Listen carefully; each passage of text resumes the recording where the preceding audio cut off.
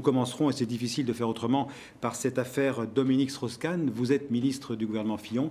Comment vous réagissez à cette information? Comment vous l'avez réagi quand vous l'avez appris?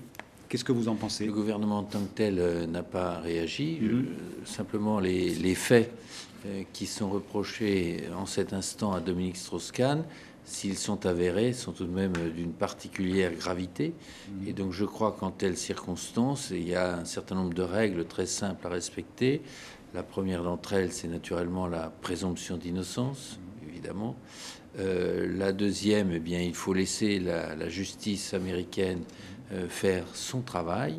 Et troisièmement, bien évidemment, je ne suis pas certain que pour la réputation de la France à l'étranger, ce soit un moment très positif. Et puis aussi, je voudrais en cet instant avoir une pensée particulière pour toutes les personnes qui sont touchées par ces événements, que ce soit Dominique Strauss-Kahn, sa famille, que ce soit la personne qui était employée dans cet hôtel à New York, parce que de toute façon, tout ceci, sur le plan humain, révèle beaucoup de difficultés, une grande souffrance, certainement.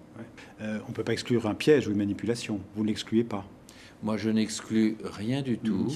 Je dis très franchement qu'il faut être en cette affaire prudent, responsable, et il faut laisser la justice faire son travail.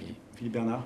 Ceci étant dit, si ça devait s'avérer être un piège, permettez-moi de vous dire que ce ne serait pas vraiment à la gloire de ceux qui l'auraient tendu. Parce que je ne suis pas certain qu'au bout du compte, quelles que soient les personnes qui soient concernées, ce soit la démocratie, ce soit la vie politique qui sortent grandis de ce genre de circonstances. Justement, Monsieur le Ministre, quand vous avez appris ce matin cette nouvelle, est-ce qu'il vous est arrivé de vous dire même de manière fugace que c'était une bonne nouvelle pour votre camp politique, ou justement que c'était une mauvaise nouvelle pour la démocratie et son exercice dans notre pays?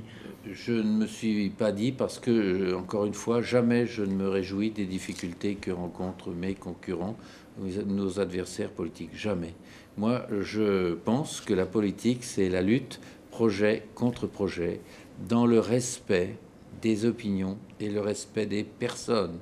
La politique, la démocratie, c'est pas la guerre civile.